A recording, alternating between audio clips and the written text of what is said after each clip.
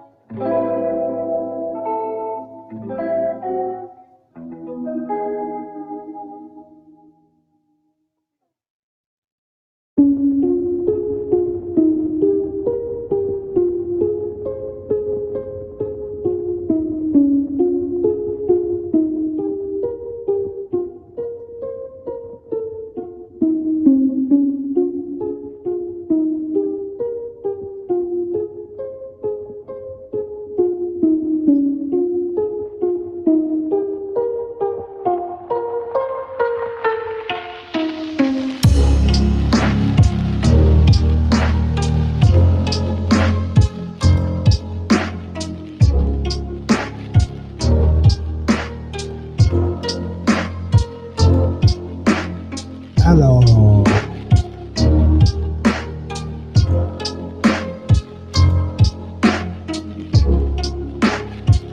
Hello.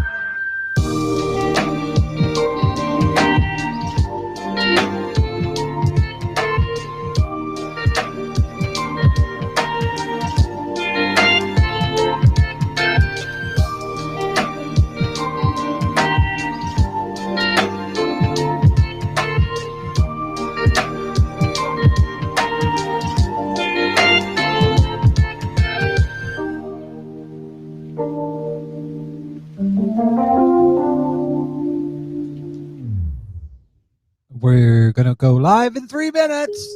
Actually, we're kind of live now, but get my shit together. 3 minutes to showtime.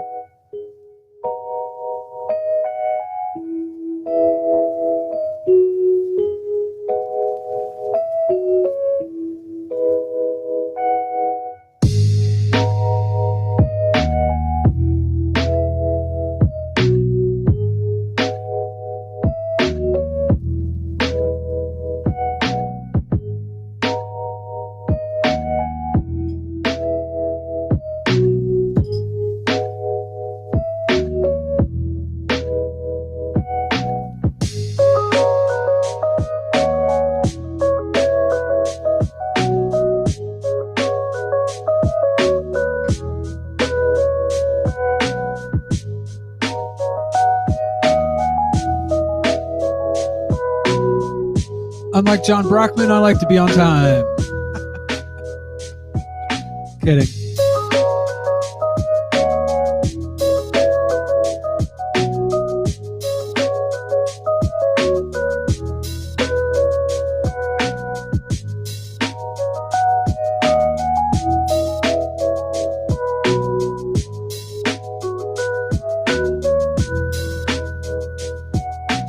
Yeah, Jimmy J.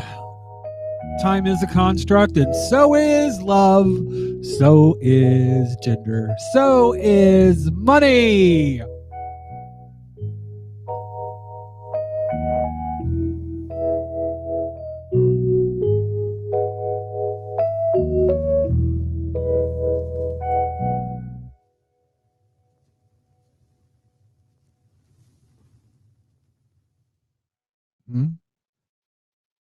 I don't have a needy doggo?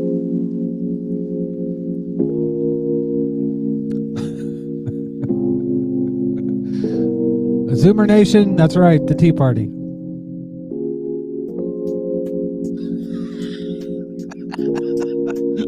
Money is just makeup. No, I think makeup is just money. I bought enough of it.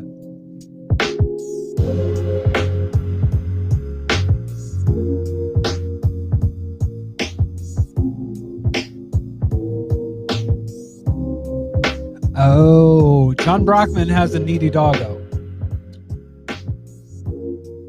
Gotcha. I just like to give John shit. He needs more people like that in his life, I'm sure.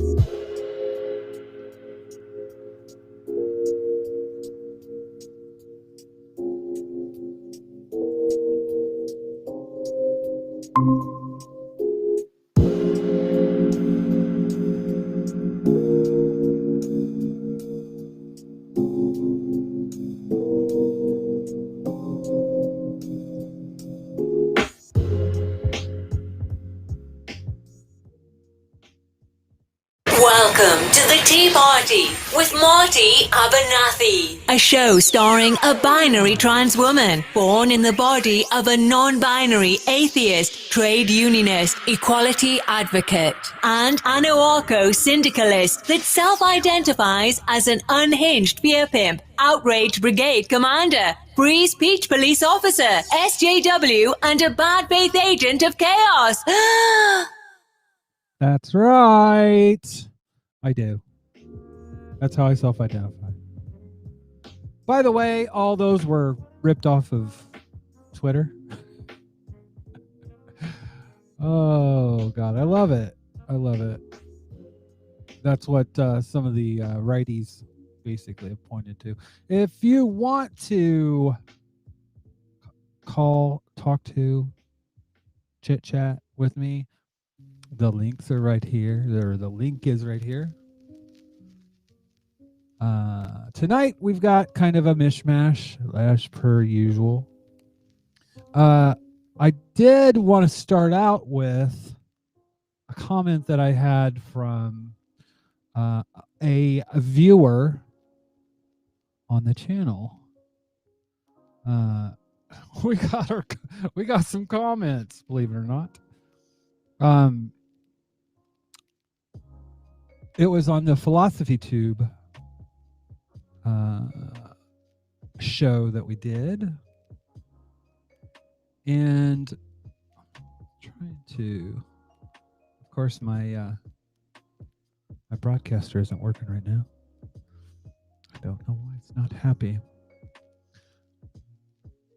The person's name is, get this, Elusive. All right. Oh, I think I need to turn some lights on in here.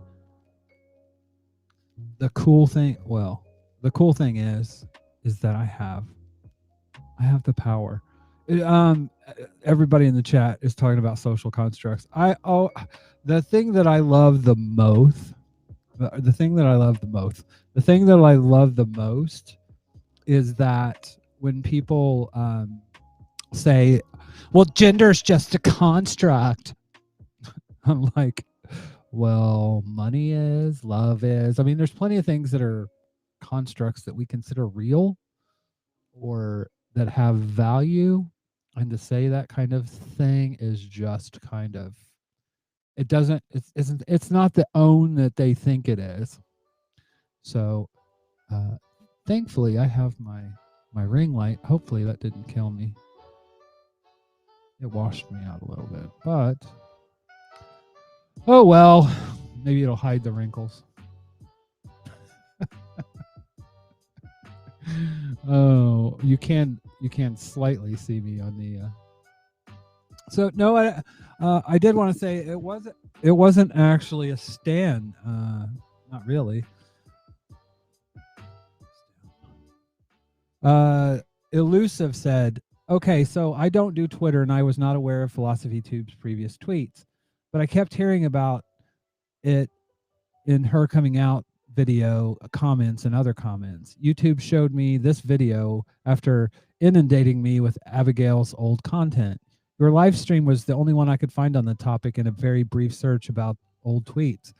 While I do not imagine her transness would change anyone's opinion of Philosophy Tube, does coming out as a trans woman affect your opinion on her comments when she was still closeted online? I wouldn't imagine it would change it because of the new context, but assumptions make asses out of everyone, so I'm legitimately curious. And I responded saying, thank you for your comment. Yes and no. Some people say these jokes are said between trans women all the time. In private, it would change the context and make it less worse, but she was in the closet and coming to terms with her own trans journey when she made this, quote, joke on her large public platform, which, you know, it doesn't make a whole hell of a lot of sense. You know, it seems like a very, very unsavvy thing to do if you're planning on coming out as trans at some point. The commenter, I continue. Some will say she's also somehow unable to grift off of trans rights because she's trans. I wish someone would tell Blair White. And actually, she has a live stream. The tag for tonight I actually took from her most recent stream that I think it may still be going on right now. Please don't leave. Please don't leave. Please don't leave. But I'm going to be curious to listen to it to see if she talks about trans rights at all. In terms of politics and in terms of in the in this country, how awful it is right now. And I'm going to talk about that in a minute. But I said, but at the end of the day, she hasn't even done Ally 101, much less as an advocate, a trans advocate, in apologizing, normalizing jokes about transition, normalizing, quote, jokes about transition might not seem like a big deal, but you only need to look at the alt-right to see where that can lead to. Duh. And this person did say, this is a very thoughtful response. Thank you for responding. Since I've dealt with internalized prejudices like homophobia, biphobia, transphobia, non-binary phobia, etc. myself, I've always been of the opinion that if I said something that was prejudiced before I came out or knew, it's still prejudice, even if I am now a member of the group. Like, I still feel guilty about those times. Here's the thing. There was a woman some time ago that came out in Florida. She was the head of a board of she was a county commissioner, I think. It was in Lake County, Florida. Her name was Susan Stanton, and she literally was one of the first people I ever remember coming out as trans online. And it was definitely good for her at first because she got a lot of press and people wanted to see her and people wanted her to respond to trans stuff. And then she came out and said some really awful things about back then. It's what we refer to now as people that are gender nonconforming or non-binary. And basically all the groups just dropped her like a hot potato because she made those mistakes that a lot of us might say when we're in private.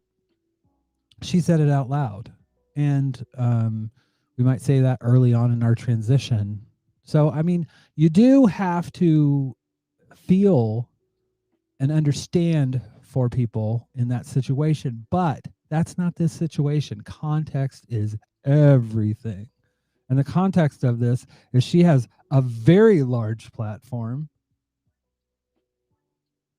And yeah, some random geek says, identify post-mortem stream. Yeah.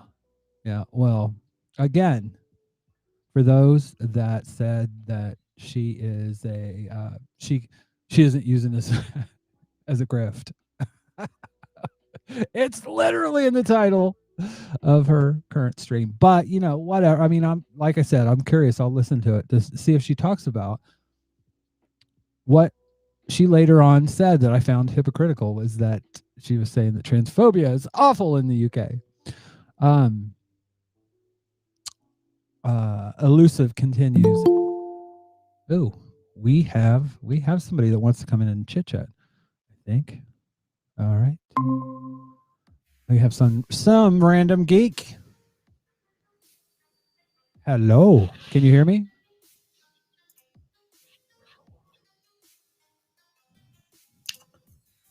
Hello. Howdy. Hello there. Is everything working? I see myself on screen. You're surprised you're here. Wait a minute, I can hear you in the call, but yeah, I'm getting just like I said from the call. I can maybe turn the screen back on. What do you need me to do something for you? No, I'm hearing myself again. Oh, okay, that's not gonna work. Well, it's a good thing we're testing this out now as it is, because technology. I was going to say, we can hear you perfectly. I still can't hear you. Yeah, that's okay. I think you're getting feedback from yourself. Marty, I'm getting nothing from you. I'm hearing nothing. Oh, huh. Well, hold on. Let me have it. Let me have a wee look. So. Oh.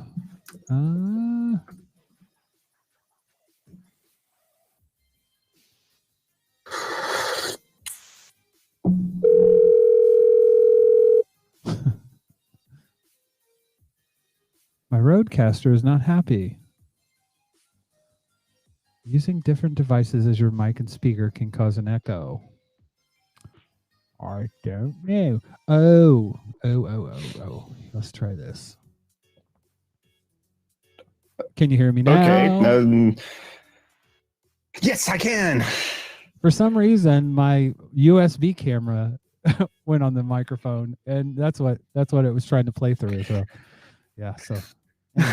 Oh, that explains the static. Yeah, I noticed that too. When it's just like, okay, I'm using Google Meet for the first time. It had my default to be the actual default, my Yeti, but I just like to say, no. I'm not going to stick with default. I learned my lesson from OBS last time. Just select the microphone, and it's.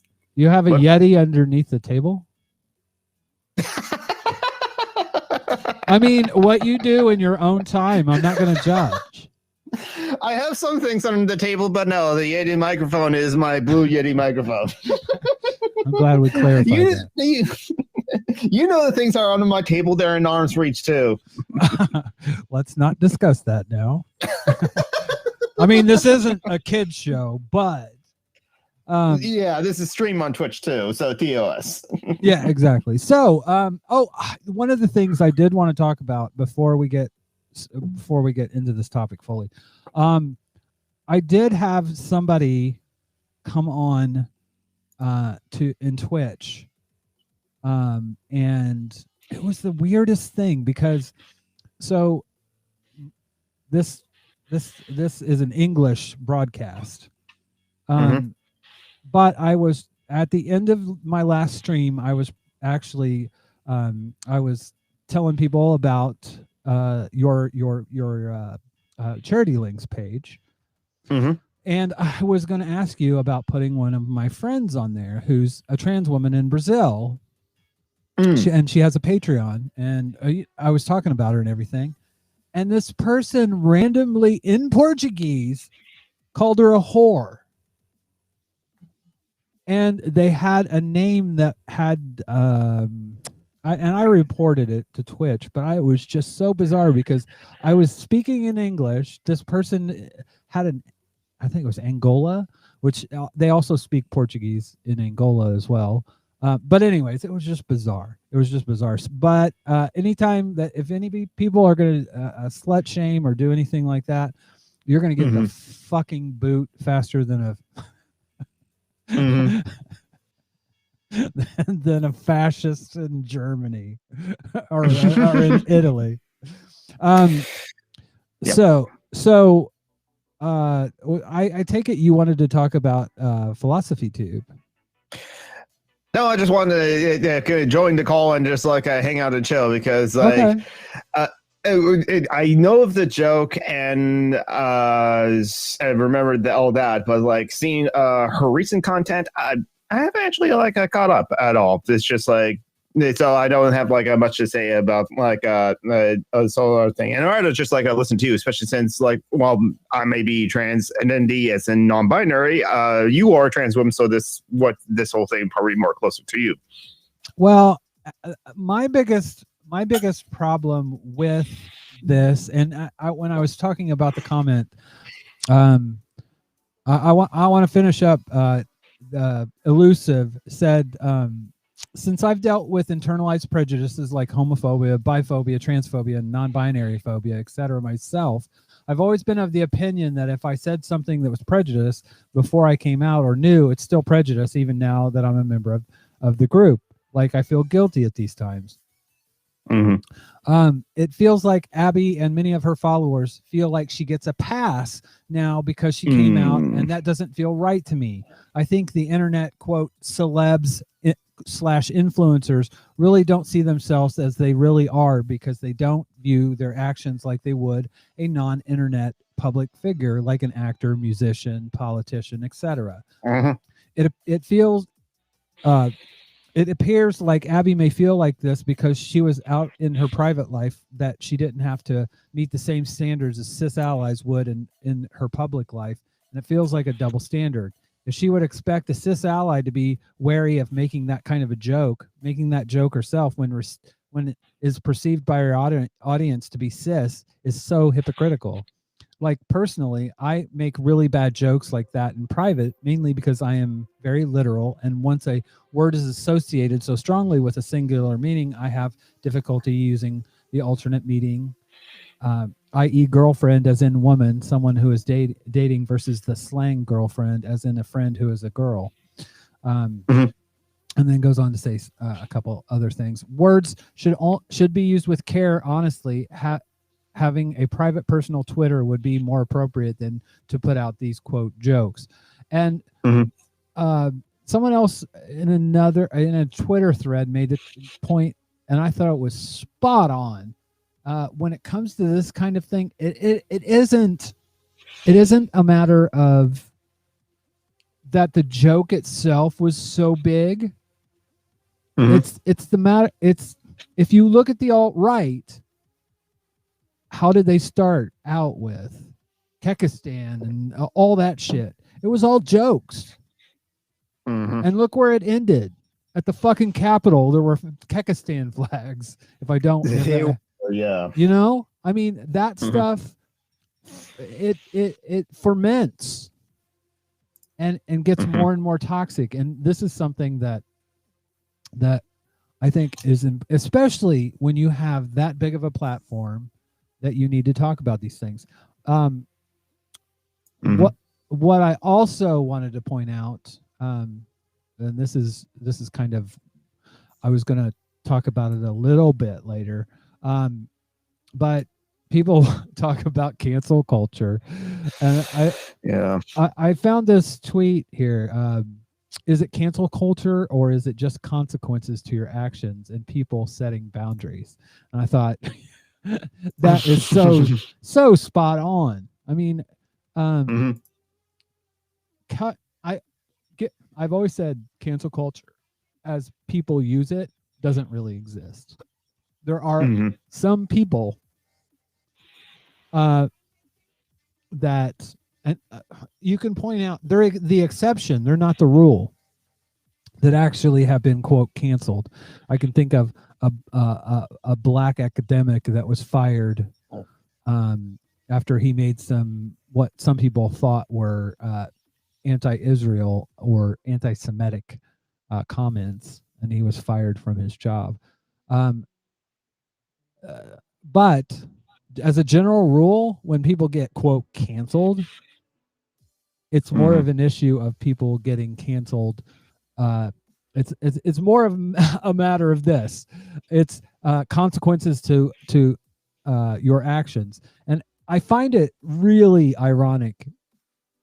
And it's almost like white people aren't used to having their words actually be accounted for and be scrutinized. Mhm. You know, and they're just so shocked. I'm being silenced. I'm being silenced. And in the UK, Yeah. you'll literally have these transphobes. I mean, this is what's going on right now in the UK. This is from Mimi Mommy, and on Twitter. She said, "What the actual fuck? The Human Rights Committee, what that is a joint committee on human rights, and is a select committee of both houses of parliament, examines human right issues. Uh, they have appointed Joanna Cherry. Joanna Cherry was just kicked off of the front bench of the SNP, and it was over her support of a TERF that was anti-trans and was anti-Semitic. This TERF got kicked off of, I believe her name's Sarah Fillmore. She was kicked off Twitter for these comments, and Joanna was retweeting her and liking certain things. And this is an actual Labor MP. Thank you to all MP and peer members of the Human Rights Committee for your work on COVID, and particularly grateful to Joanna C. Cherry. This is literally the opposition to the Tories thanking someone that's anti-trans and that what was defending somebody that was anti-Semitic. Mm-hmm. I mean, she's been made deputy chair of the Human Rights Committee. She will be able to access and impact the result of inquiry into freedom of expression, including hate speech. These people will constantly say, "Oh, we're being silenced. Oh, we're being silenced." It reminds me of this from Barry Douche. He says, "We're dropping your column because your readers think you're too extreme. I have been silenced." And then he has a big audience. "I have been silenced." In the Washington Post, "I have been silenced." And then on Fox, here with his new book, "I have been silenced." "I have been silenced." And that's how it is in the UK. Literally, you have like 5 newspapers that are the equivalent of Fox News. Literally. They are the Fox News of in print. The Sun, the Daily Mail. I mean, the Sun has the largest audience in the UK, and it influences what a lot of these old people, and the Daily Mail. There's so many different. I wouldn't be in the UK if it wasn't for the Daily Mail, by the way. I was actually in the Daily Mail. I got in a fight with Kelly Osbourne, but that's that's true story. True story. Yeah. But yeah, I mean, there are 5 newspapers that basically cover most of the UK, and people over, I would say 50, that is their main diet of media. That's where they get, when I go to work every day, they'll be sitting in waiting rooms reading newspapers. So that's where they get their information. And these 5 newspapers are full of anti-trans rhetoric, anti-trans pieces. I did a post for Trans Advocate UK and showed in 1 year there were 325, almost a post a day in one newspaper, The Times, which is owned by Rupert Murdoch. And there were almost an anti-trans piece every single day. So yeah, not the not, they always want to talk about the trans lobby. And I'm just like, what the fuck are you talking about? The trans lobby. And now the person that's the minister for UK equalities, Liz Truss, is using transphobic fear-mongering in the same breath as racist fear-mongering, and has let this is from again, Mimi Mommy talking about the GRA reforms, and literally, like, Liz Truss is talking about cancel culture and all the right-wing dog whistles. And this is where the UK is headed right now as far as trans rights goes. And the Labour Party is not doing a goddamn thing. In fact, the Labour Party doesn't. They weaponized. They threw Jeremy Corbyn, the last leader, out of the party, essentially, for what they called anti-Semitism. But what he said was that there was anti-Semitism within the party, but that it was being used as a weapon against him. And that was proven, and it's still proven, because they haven't done a goddamn thing about racism within the party. They haven't done anything about Islamophobia in the party. They haven't done anything about transphobia. There was right near where I live, there was an MP that literally, she is she had two staffers quit, two lesbian staffers quit. Rose Duffield. Two of them quit because she was so anti-trans. She's in Canterbury. She's an MP for Canterbury, and it's just like this is in the Labor Party, and they're not doing anything. They're not doing anything. So, anyways, it for me, that's just something that I just go back and forth with, thinking, oh shit, did I move to a more liberal place, or did I move to a more conservative place? Yeah, you also moved when like Brexit happened too, so it's just like well, and to be fair, I think a lot of this stems from Brexit, because a lot of people that had formerly voted for Labor. Oh, Jonathan, are you drinking tea?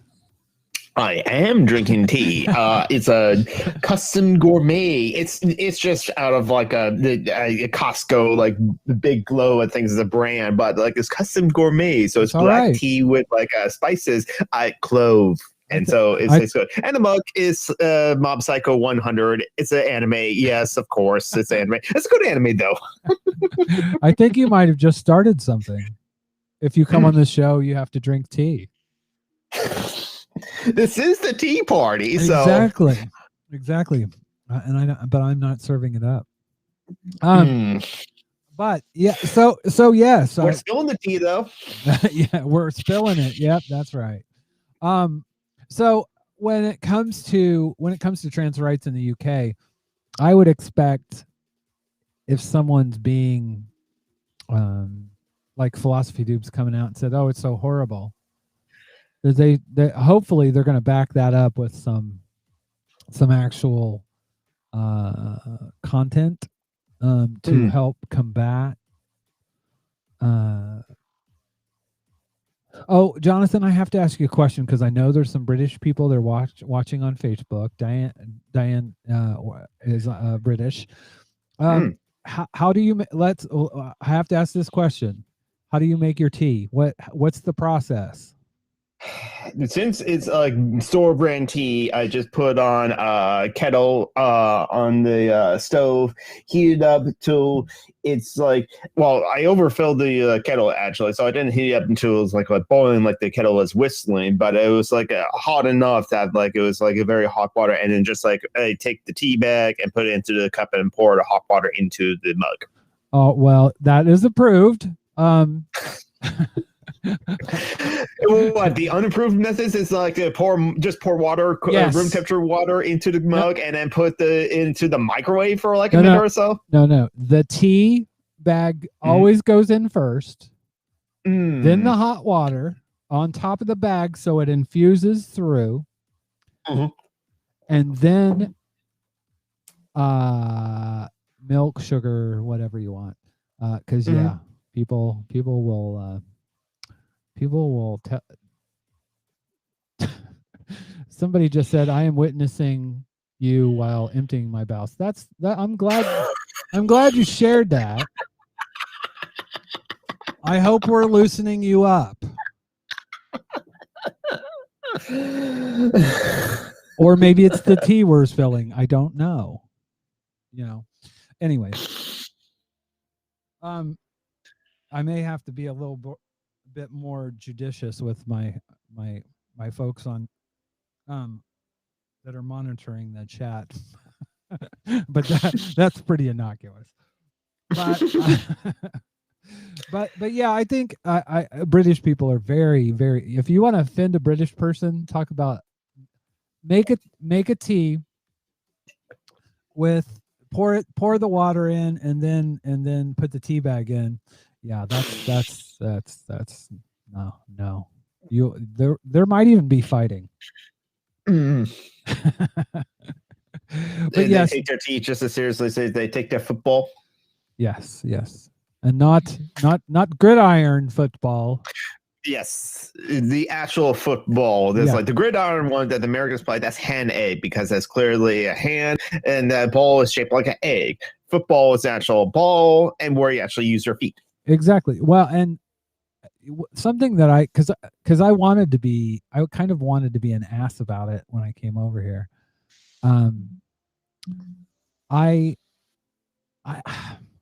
I looked it up and I was like, well, who had the name first? And actually, by a few months, it was soccer, what Americans call soccer, had the name football first. Football / soccer existed and was known as football before the NFL and what America calls football. So they don't have any fucking rights to it at all. But the funny thing is, I can't stand soccer. I can't stand football.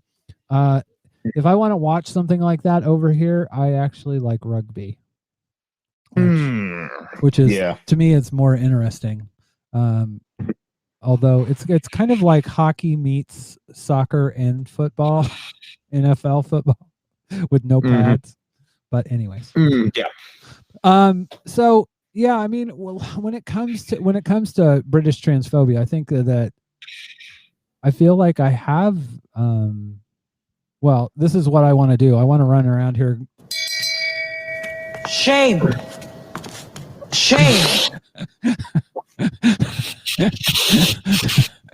Because it's awful. It's awful. Oh, by the way, I do want to play a few videos. Sure. I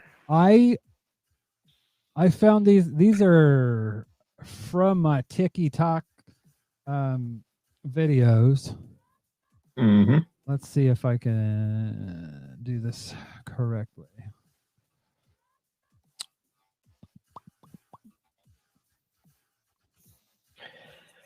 As I groom myself on camera. That's all right. That's just fine.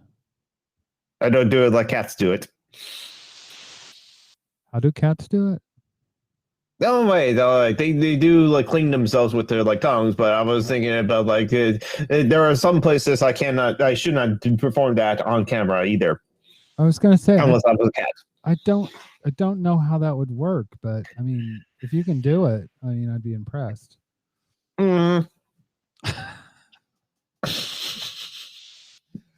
For some reason, this isn't letting me do what I want it to do. So I'm gonna try to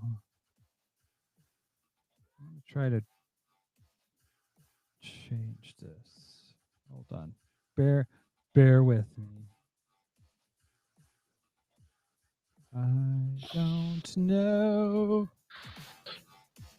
I don't want to walk around in circles, walk around in circles, walk around in circles. That dog. Oh, there we go. All right. So, this is, since it is Black History Month. Yes, it is. I wanted to play a few clips that I found. I like this one a lot. So I guess this is how we're going to celebrate Black History Month on my page. We're going to talk about race a little bit, and that's totally cool. So I did this video where I listed several phrases that white people say that actually lets you know that they're racist. One of the phrases I listed was where white people say to black people, "Oh, you're so articulate." And that phrase generated a lot of discussion and a little bit of pushback. Now, some people were genuinely curious, and they said, why is that racist when white people say that?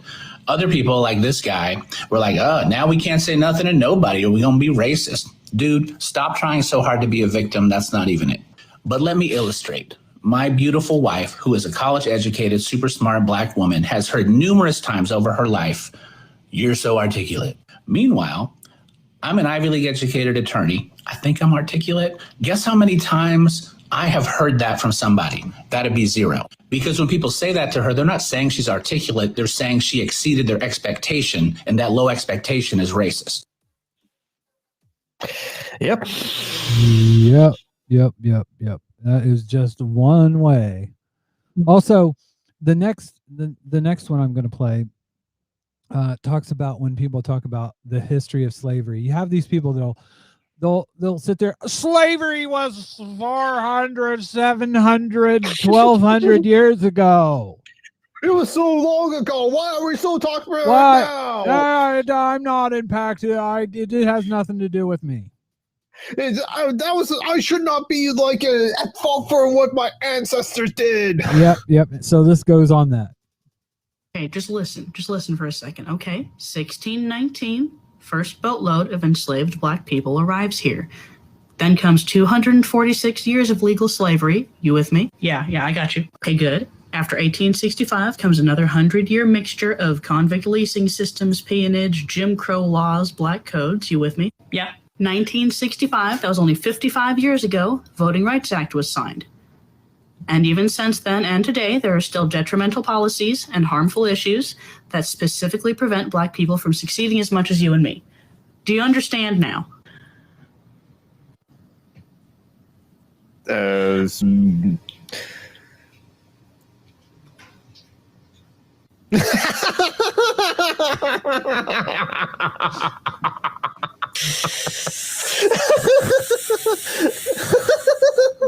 But all lives But all lives matter.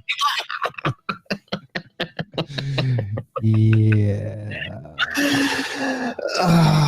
It's just like this is something that like last year I was just like, wait a minute, realize something. Okay, no, the prison system is the new Jim Crow. Michelle Ann has a whole book about that, and it is because of the 13th Amendment, it is the modern day equivalent of slavery as well because of incarcerated labor. But another thing why did it took me until like last year to figure this out? Not only prisoners do count towards population for representation, but they can't vote in many places. So it's also, the prison system is our new Jim Crow, our current day slavery with 13th Amendment, and our modern day 3/5 compromise. Well, all in one. This is actually the clip that I was looking for. The other one is good too, but this is the other one that I wanted to play as well. I love to tell you this, but when you salute that flag, when you recite that Pledge of Allegiance, when you sing that anthem, or say anything about 1776, you're acknowledging that something that happened in the past that you did not directly participate in still affects you today. It's weird how you can't apply that same logic to slavery and black people. Yup. It's like, yeah, sister. In fact, I will step one. It's like that goes right out the fucking window. Mm-hmm. People will sit there and talk about the founding fathers, but you know, and that happened how long fucking ago, you know? And it's almost 250 years ago, 245 years ago. Oh yeah, that's right. Someone figured it out that the average length of the empire is like 250 years before the collapse. America is 245 years old. So we got 5 years left. What about the empire in Star Wars? Was that 200 years? Oh, I don't know. That was a quick turnaround for like that. The Republic to be like turned into an empire with thunderous applause, and then it's just like it was only like at least one generation because like Luke and Leia had to be like adults by the time of New Hope. You know, all I have to do is give some random geek some sort of reference to any kind of science fiction, and then it's just like I can go take a break. I am wearing an R2-D2 hat. This is true. So I call myself some random geek for a reason. So I did put in the title something about abortion and what I'm calling the bro abortion law. And no, this is good. This is good. Oh, okay. I personally believe that this is the way it should go.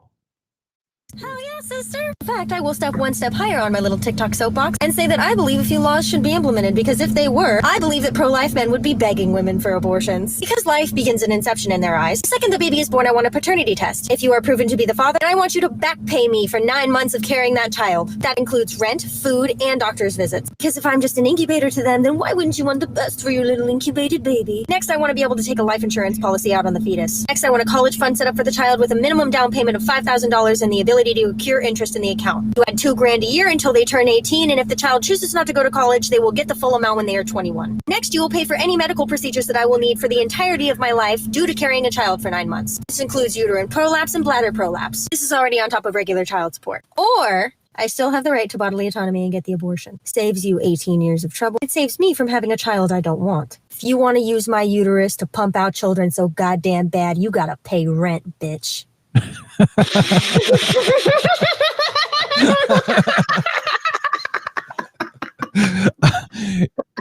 you know, sadly, that's not true. I mean, that's what they don't.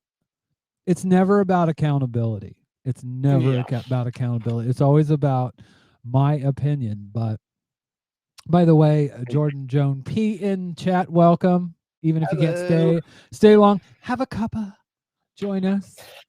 Just make sure that you don't tell anyone in the chat if you make it the wrong way.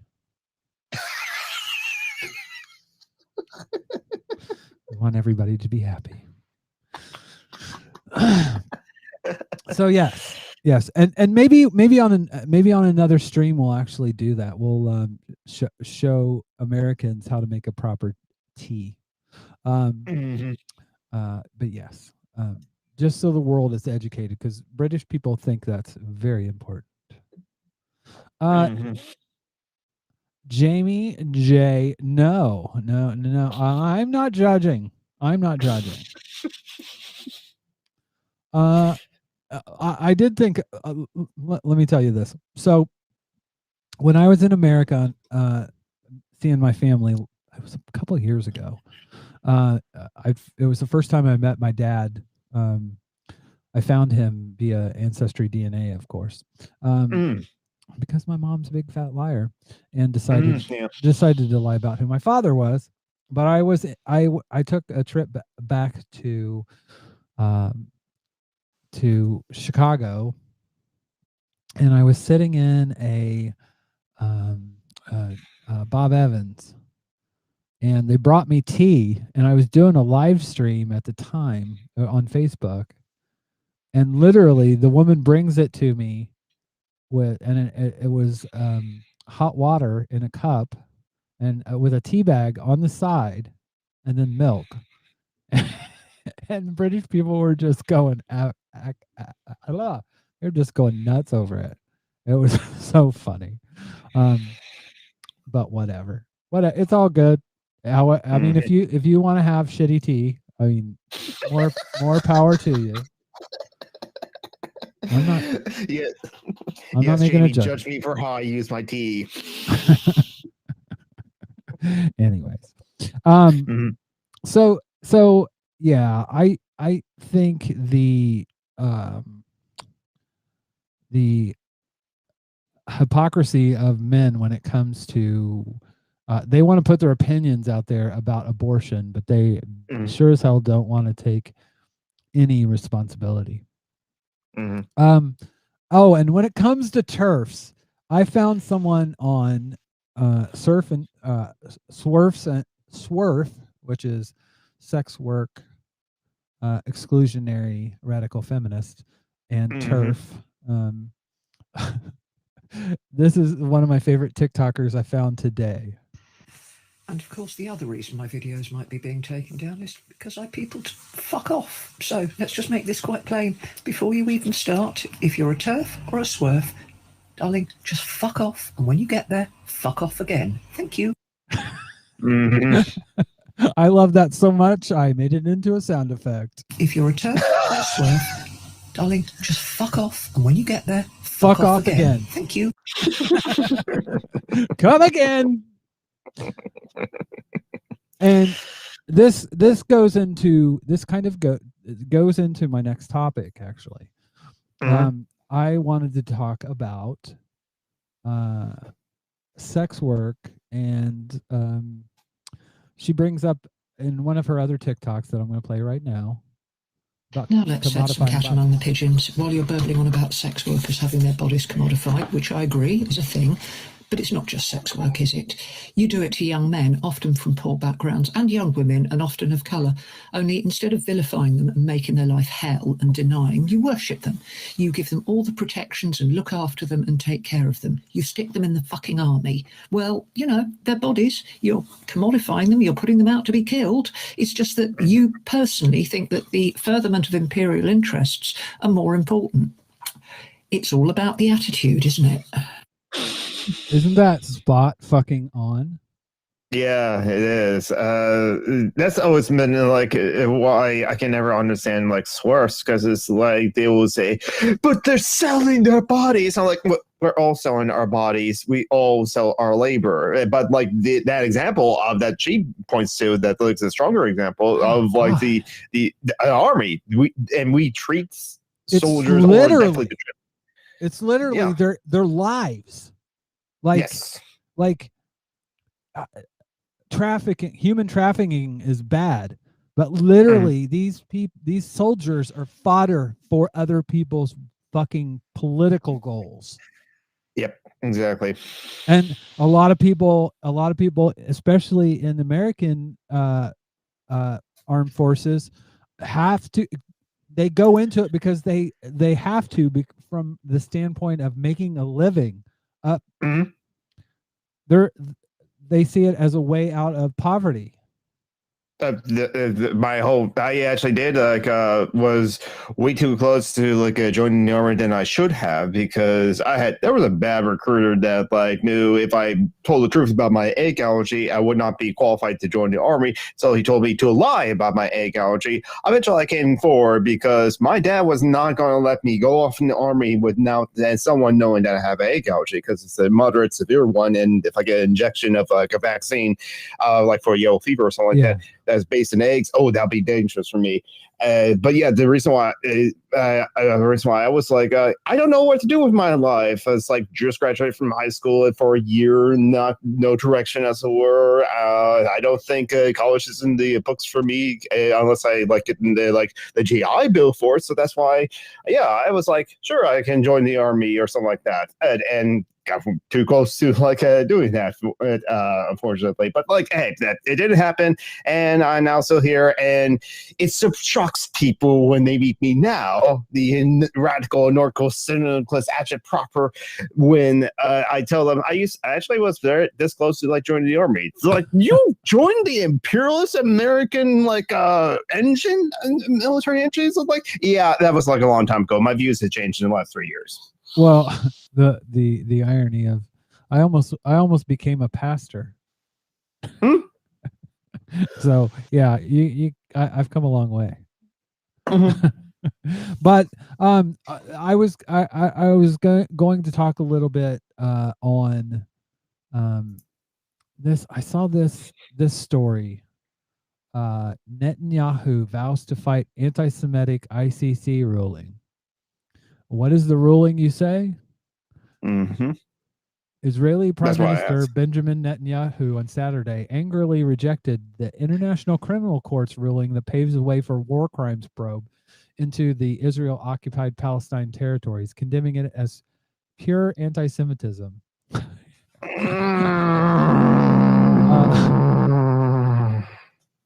As Prime Minister of Israel, I can assure you this: we will fight this perversion of justice with all our might. This is pure anti-Semitism.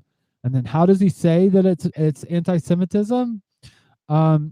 He goes on to say that that basically, but Netanyahu cried foul at any bid by the ICC to investigate fake war crimes.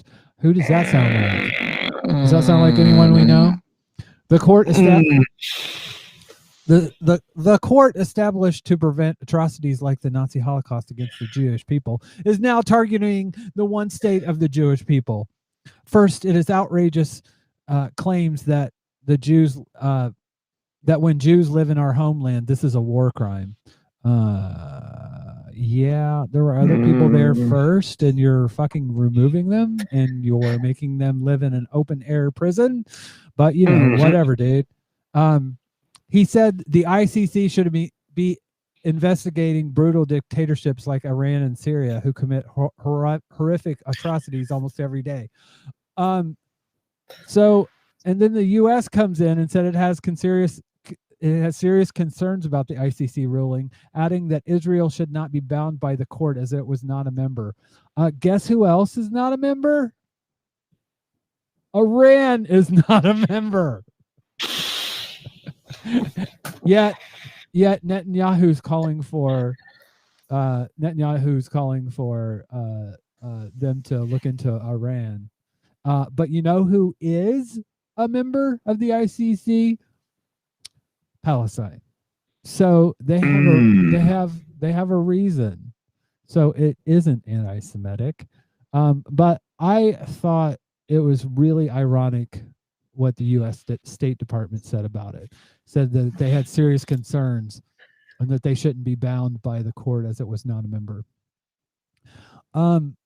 It's weird. I'm putting it up on the screen. I remember last year when there was a tanker that was going from Iran, I believe it was to Syria, that was stopped in Gibraltar, and the Americans were trying to have it stopped, basically, because there was a blockade, there was a boycott, and I'm like, but the countries involved didn't have any, they weren't joining this boycott.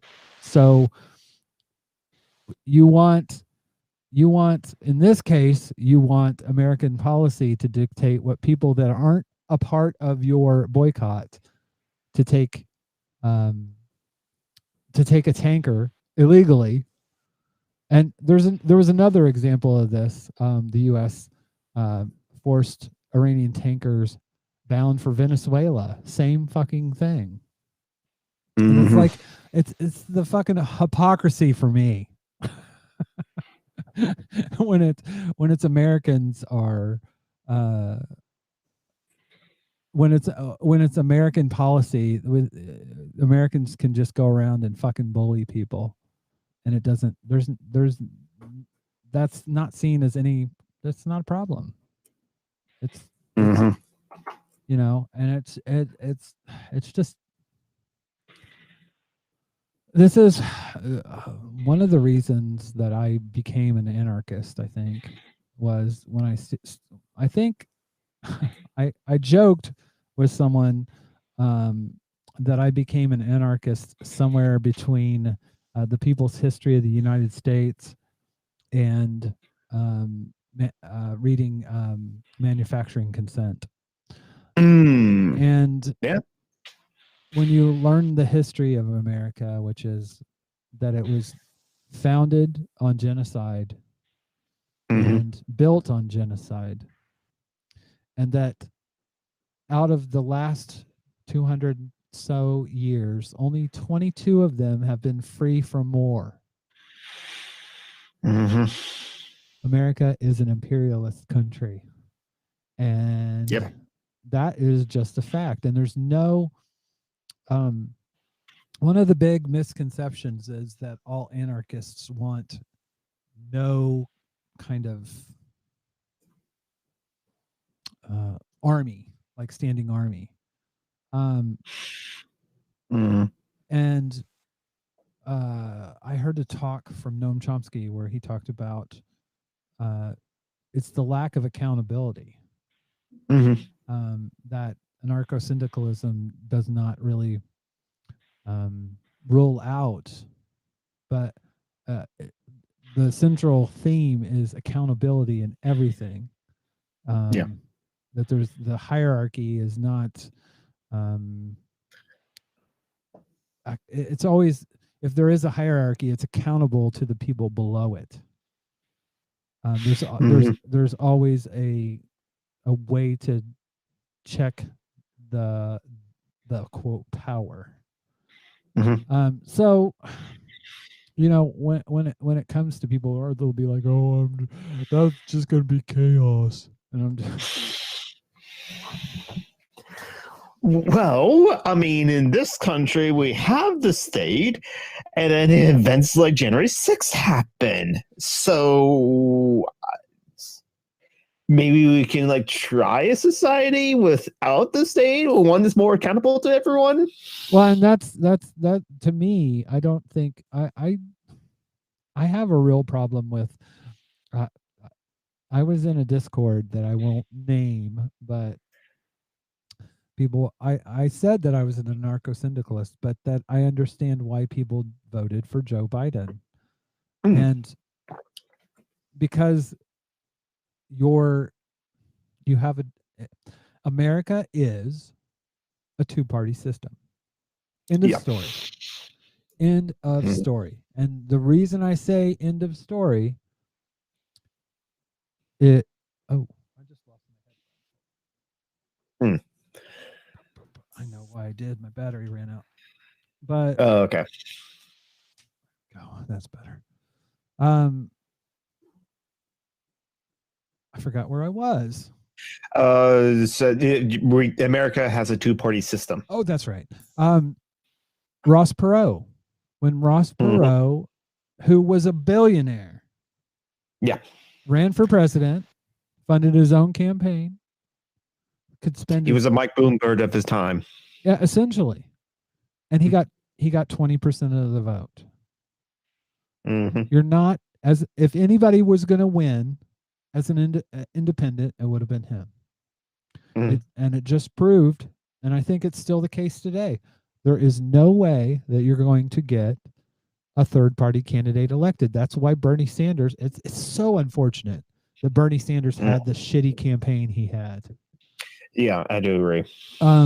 That he based his campaign in white supremacy, and that was really a sad thing, because there was a lot of support that he could have generated within minority communities that were the people that would have voted for him if he would have just gone into those communities and actually advocated. You know, but he didn't, and you know, there you go. That's what you get. So Jamie J brings up a good point. Anarchism wants necessary structures for society.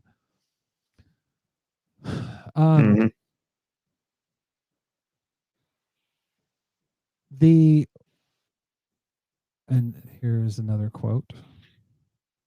Proud Hunt said, "We are accountable to the actions of the state who acts on our behalf, and therefore we must have a state which is accountable to us for its actions." And that's I would agree with that. But what I was saying about in this Discord, people were getting on me about saying, "Oh, I would never vote for Joe Biden, blah blah blah blah blah." And I'm like, there was a chance that you could vote for a democratic socialist, and people didn't. That's just the way that elections work in the States. So, I mean, it boiled down to you had a choice between a piss cocktail and a shit sandwich. You know, but you take the least bad option at that point. I do think that, sadly, I don't think that voting is going to ever be the answer. Right. But at the same time, I don't think that armed insurrection is going to be the answer either. When I came into like anarchism, I was kind of like we need those like a leftist revolution and all of that, and I was actually in a whole stream with like people I thought they were leftists. There's one other anarchist was in the stream, but like people who say they were leftists, but they turn out to be like liberals. And I was playing that card with sincerity of like, no, we need a revolution as war, and I did not win those people over. But something that my brother convinced me of is like if a armed violent revolution happens today, then it will be a civil war. I think something that like Robert Aarons talked about in his like podcast series, it could happen here, and that's where it's just like, especially with the far right in this country owning so many guns. Yeah. It's it won't it would just like it won't go as we would want it. The counter revolution would be like possibly overpowering or be deadly. Just deadly. Well, and it may not be the people that want that type of thing are always the white dudes. They're always because they're going to be at the back. They're going to be the last people that feel it. The people on the front lines are going to be the people of color, the LGBT community, all that they're going to be exposed. I wanted to read something that it may not seem like that it's along the same lines, but it does hit for me. Dan Savage was talking about, and I'm not a big fan of Dan Savage, but he was talking about Jill Stein. And there was somebody that called in and was asking him about Green Party voting. And Dan Savage says, all right, blah, blah, blah, blah, blah. Sorry, I had to stop you. Let's talk about the Green Party for a moment, or third parties. Getting a third party off the ground here in this country because we are sick of the two-party system. Here's how you fucking do that. You run people not just for fucking president every 4 years. I have a problem with Greens. I have a problem with libertarians. I have a problem with these fake attention-seeking, grandstanding Green/Libertarian Party candidates who pop up every 4 years like mushrooms and shit and say they're going to build a third party. And those of us who don't have a home in the Republican Party, don't have a home in the Democratic Party, can't get behind every Democratic position or Republican position, should gravitate towards these third parties and help build a third party movement by every 4 years, for every fucking 4 years voting for one of these assholes like Jill fucking Stein, who I'm sure is a lovely person. She's only an asshole in this aspect. If you're interested in building a third party, a viable third party, you don't start with president. You don't start by running for fucking president. Where are the Green Party candidates for city councils, for county councils, for state legislatures, for state assessor, for state insurance commissioner, for governor, for fucking dog catcher? I would so be willing to vote for the Green Party candidates who are starting at the bottom, grassroots, bottom up, building a third party, a viable third party. And when it comes to our quote revolution, I think it's going to be something that comes from the grassroots up. It's going to be through mutual aid. It's going to be through people seeing these policies and these positions as something that they believe in because they've seen it, rather than having debates online. One of the things that really, really impacted me in the LGBT community, because I was in the middle of the LGBT fight when it came to marriage equality. I was at the White House. I literally was invited to the White House during that time, and I did work for Obama in 2008. And during the time of marriage equality, and it's something that really what Obama did was an outgrowth, but it wasn't an outgrowth of me having a fucking post about it on Trans Advocate or on Bolerico or any of these LGBT sites. That helped, but it wasn't the thing. What was the real genesis of these things was that there were people that had their lives changed by people on the ground, families that knew gay couples, that knew I mean, it was. Do you understand what I mean?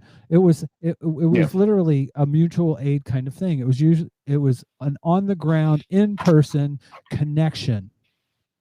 You can't deny someone if they're trans and they're your family member and they love you. You can't deny that kind of connection. Well, a lot of people, unless they're just rabidly transphobic, I mean, they can, but they're less likely to than those big lobby trans people that they see, in newspapers. It's not true when you love someone. That, I mean, I can go from my own history, my own family. My grandfather was a Klansman, and I became an anti-racist not because of seeing the lies and the deception and the lack of logic in all of it. It was people of color, specifically Black people, that were in my lives that made me realize that how I was conducting myself was wrong and that I needed to change. And that's been something that's happened over time. But again, this is something that is going to happen when we focus on the grassroots, on doing the work at the just base level. So, I mean, I think it's important to talk about these things online, but at the same time, it's not everything, and it's not even the most important thing. Honestly, Jonathan, what you do is more what you do behind the scenes and for your friends and for your comrades is more important. It's going to have more of an impact than anything I'll ever fucking write online. That's saying something, because I also write a lot online, or than just Facebook rants and like Twitter rants. I have a Medium account with only one article, which I was like torn up like who to vote for. And then I said I was voting for Alan Hawkins only because my vote in Washington State didn't really matter. It was going for Biden anyway. Well, what I'm pointing to is that you have an impact on people's real lives. You help raise money for people that are just basically holding on by their fingertips. And I know from personal knowledge that you've done that you contribute quite a bit to them as well.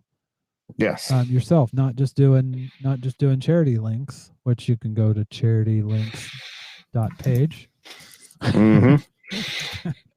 and help out. But that is the kind of thing that more people need to do. And it's not something, one of the things that I really have tried to look and find it. It was a commercial for MSNBC, but Melissa Harris Perry did it, and she talked about the civil rights struggle being like a kind of like a marathon race where you hand the baton off to the next person, and it not being something that's going to happen in one person's lifetime.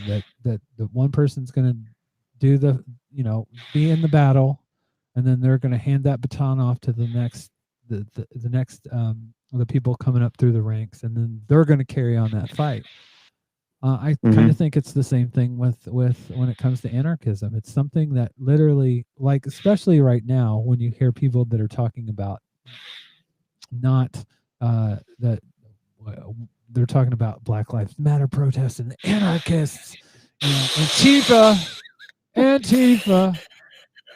It was anarchists and Antifa that stormed the Capitol building. It was just like, if there were actual anarchists that did that, A, they wouldn't have gotten that far. They would have been like stopped way before they got into the building. And B, if they actually got into the building, they wouldn't have not just like taken selfies and start taking things. They're just like, look, I'm in the chair of this very important person. They would actually like start drafting, okay, let's like draft some kind of constitutions. Let's like work out like a structure system of organizations for like accountability, dual power structure.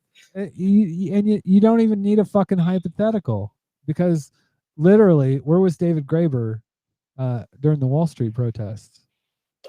He was actually like at the park as or like working with all those people, just conversing with those. Yeah, building a movement, basically putting structures in place, like literally building a movement. So we know what anarchists would do because we've seen it.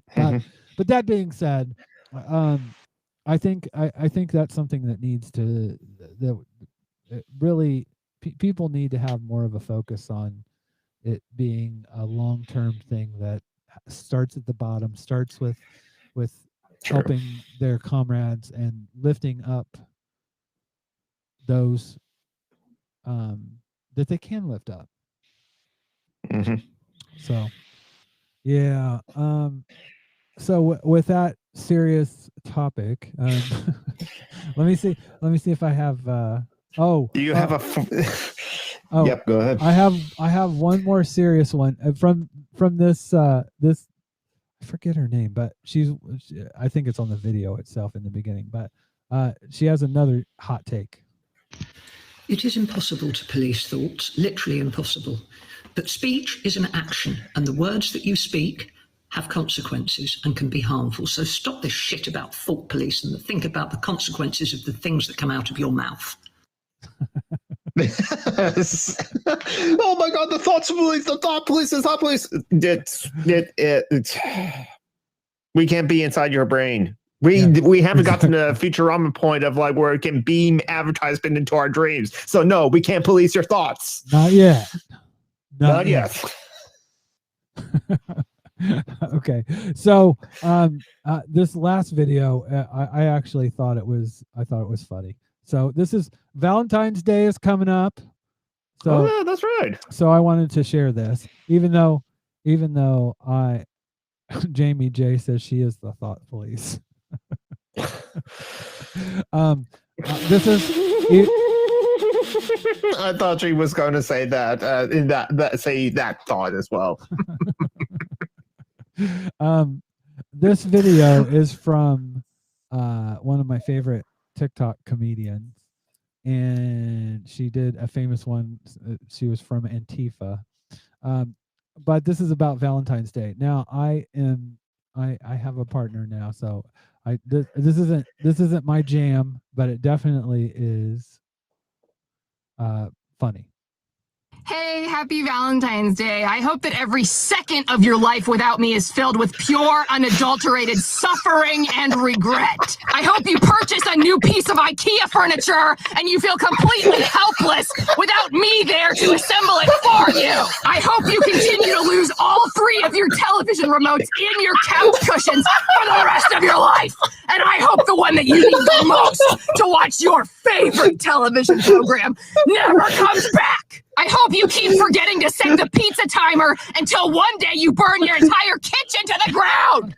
I hope you keep forgetting to put the lids back on everything until you completely ruin your ketchup that you put a disgusting amount of on everything you eat, and then the ketchup just turns into dry, disgusting little tomato-y flakes. And then I hope you go to the store to get more ketchup, and while you're there you get 10 things, but you forget the ketchup, and you have to eat a meal for once in your life that doesn't have ketchup on it. Oh my God, it's coming after the potatoes now. I don't want you to go to the window and open up and say, I'm as mad as hell. I'm not going to take it anymore. So yeah, happy Valentine's Day to everyone. Happy early Valentine's. I needed that. Oh, and something else, kind of a palate cleanser. I wanted to remind people that of this. I posted this on my Facebook, but having a trans child does not mean you're a failure as a parent. Disowning, rejecting, or abandoning your child does. So yeah. So there you go. Yep. So Jonathan, thank you for coming on tonight. No problem. This was fun.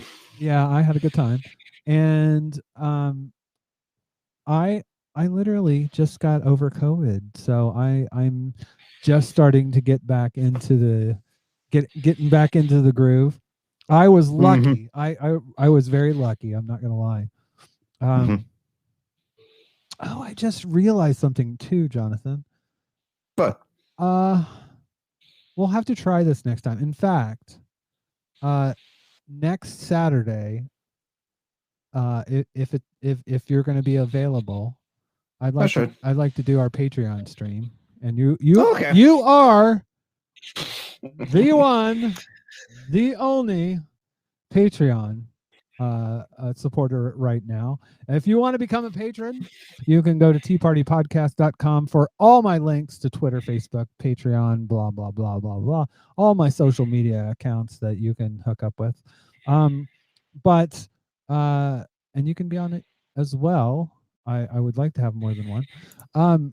That being said, I have the ability, because I do this on Restream, that I can actually bring you in to the show via Restream, and then I can have you in one side of the screen and me on the other. Nice. So maybe we can try that out. I didn't really think about it until just now when I'm looking at the screen, but I'm just getting my footing with the show. I really do feel like that this is something I want to do over the long term, so I am going to do it. I may miss if I have COVID. if I have COVID. By the way, I do want to say, get the vaccine. I think that my symptoms, because the only symptom that I truly had was a sore throat. I had a sore throat, and I went and got tested, and I was positive. But I lost my sense of taste a bit. Some people said I never had any taste, but that's a lie. That's just a lie. You and putting mayo on your French fries or your chips. I feel called out because that I didn't know how you know that, but that is actually the case. Don't tell me you're one of those mayo phobes. I'm allergic to like eggs that are made in mayo and Miracle Whip, so I never had it unless it's like a vegan mayo, which I actually did had it because that's the only way I was able to have like eggless potato salads, because they use like vegan mayo. So you're really allergic. It's moderate enough that I have to carry an EpiPen, which I have not renewed because EpiPen prices. But it's a moderate one, so it's like if I know I've ate something made with eggs, I'll just take Benadryl and just like eat something else as well. Fill myself something else and calm something down. Yeah. Dude, I was curious. EpiPens are like very convenient. Can you buy just epinephrine by itself? I have to look that up to see. I just know that like for someone who's actually suffering from serious allergic reaction with like anaphylactic shock or something like that, it's a delivery device, which is why it makes it expensive. But epinephrine itself, I'm not sure. Well, that may be something you need to look into. By the way, I am not a doctor, and I do not play one on TV. But I am a radiographer and by trade, and that's something that we do use when someone's having an anaphylactic a reaction to the contrast we give. But it just made me think about, I know the EpiPens are a good way to deliver it, but I just wonder if the epinephrine itself, if you could get just like a dose of it, and because that is dangerous not to have, because you could get something that has eggs in it that you don't even know has eggs in it. But I can tell. So I can tell with tingling in my mouth or something like that. That's like one of the early signs. So what do you do in that case? Just go to the hospital? For me, no. My brother also has an allergy to chicken, and sometimes it happens where it's like, oh, I didn't know that this thing was made with chicken. So he actually has liquid Benadryl.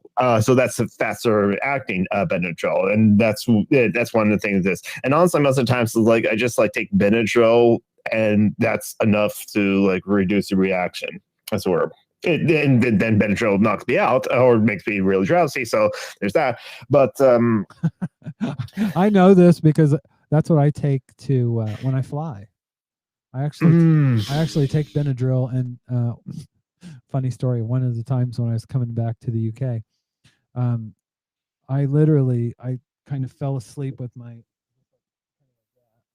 and I woke up in a pool of drool. Because I slept for like 4.5 hours like that. Mm-hmm. Because I hate flying, and yeah, so I got 4 hours on a 7-hour flight, so that was pretty good. But still, having to wipe up a pool of drool wasn't all that fun. But but you gotta love American capitalism. You can't fucking even buy EpiPens now.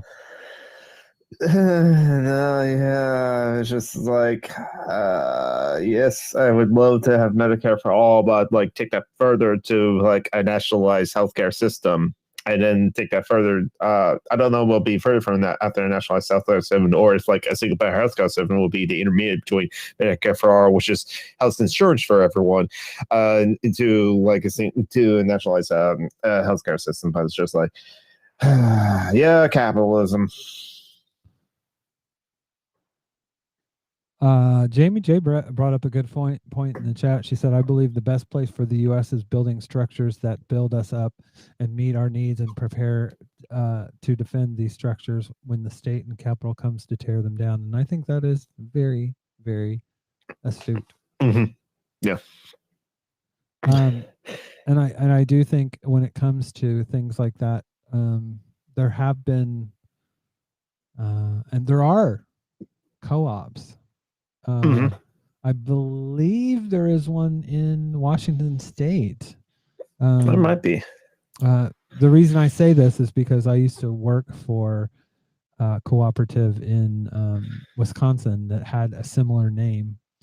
What was it? I worked for Group Health Cooperative, and I believe there was one in that was an actual cooperative.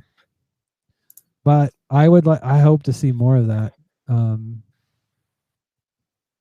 in America. Jordan Joan P in chat says, in American capitalism, you pay to breathe. Yes, everything is has a price on it. Thanks, neoliberalism. You're going to sell us the sludge, aren't you? Sell us the sludge from like climate change. Well, and it reminds me of the Bill Hicks when he was talking about marketing and about how people that market things, they monetize everything. And he's like, oh, I see what you're doing there. You're going for the righteous indignation dollar. That's a good dollar. Yeah. So anyways, Jonathan, thank you for coming on. No problem. And I look forward to doing this many more times. If people want to help support me, they can go on Patreon. They can go to teapartypodcast.com and click on the socials. And when it comes there's a video that I'm early in the making of that I want to put out as my first kind of full-length video production, but talking about the economics of social media, YouTube in particular, but how it works, how the algorithms really have harmed society in many ways. Because when I first started in social media, like on Twitter and Facebook, it was all linear. If I posted something and you posted something 5 minutes later, it was directly right underneath. That's not the way it works anymore. Nope. There are algorithms that basically shove the content that they want you to see.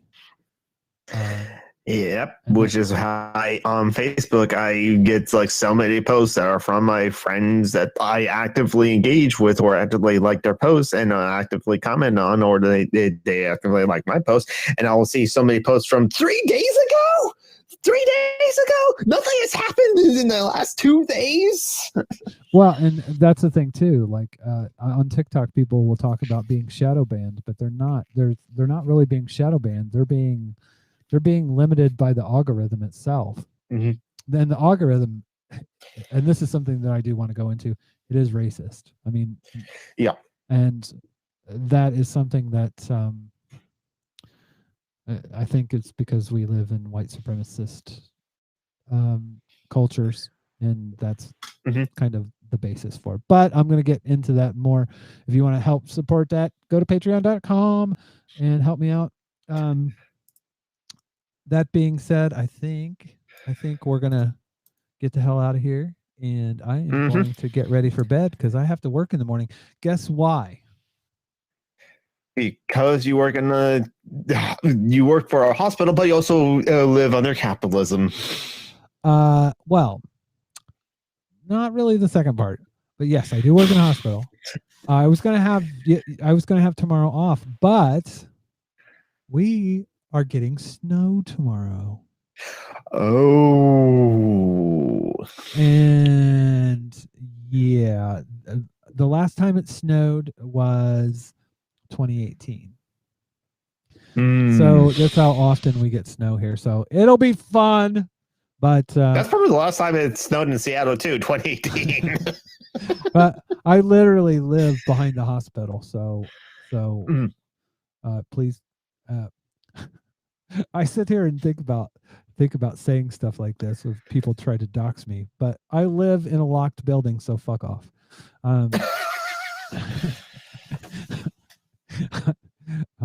Tommy Robinson, you don't know. Don't come to my house. He's done that, by the way. He's done that. He's literally went to knocked on people. Mike house. Struchberry got a knock on the door from him and his troll buddies.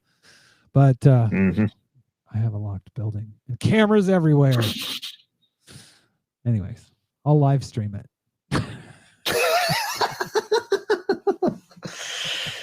Take part in the commodification of my own abusive doxing and trolling from assholes. But no, let's hope that doesn't happen. But anyways, thank you, Jonathan, for coming on the show. I appreciate it. You are always awesome, and I just can't thank you enough. Not just from the standpoint of being a patron, but from the standpoint of being a friend and a comrade. And I appreciate everything that you do. You are one of the most genuine people that I've met on the internet, and I appreciate you very much. Oh, thank you. I appreciate you a lot too, as well. All right. Well, everything. You have a good day. It is day there still, right? Yes, it is 2:30 right now. Yeah, it's almost 10:30 at night, so I'll be hitting the hay soon. But thanks everybody for listening. Have a good night, and Jonathan, thank you for coming on. No problem. Bye, everyone. Take care.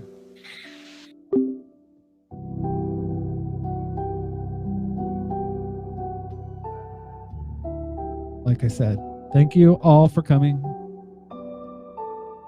I didn't get to use any of my funny sound effects because I wanted to do this. For some reason, that's my favorite one. Have a good night, y'all.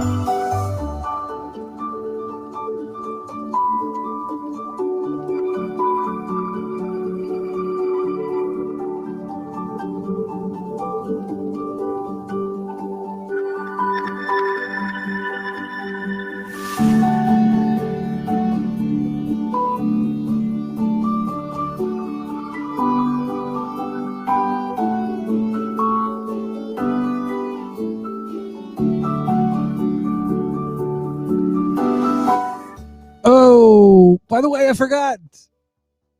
Tomorrow night, it's 7 p.m. my time. 7 p.m. GMT.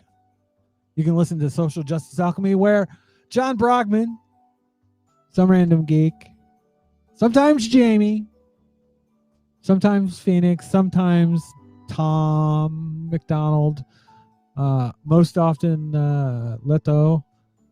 A bunch of anarchists come together and have a good old time. Listen to Social Justice Alchemy. You can, I think Jonathan's still in the chat. He will put up a link. Gamey gay. Social Justice Alchemy, folks. Listen, it's a lot of fun. Except when I'm on the show, and then it's just a bunch of jokes, essentially puns. So, yeah. Anyways, I'll be listening after I get off work. Have a good night. I love you guys.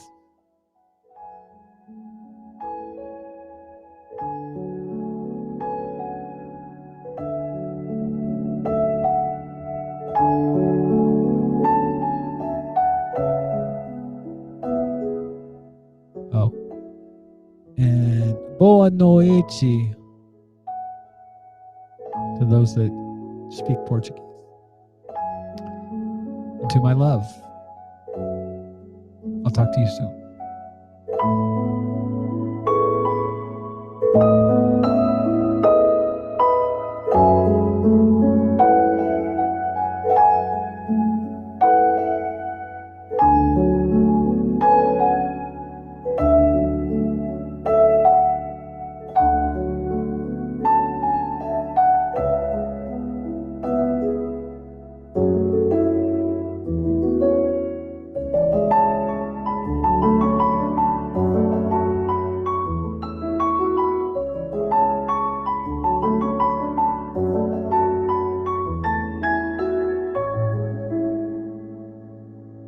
you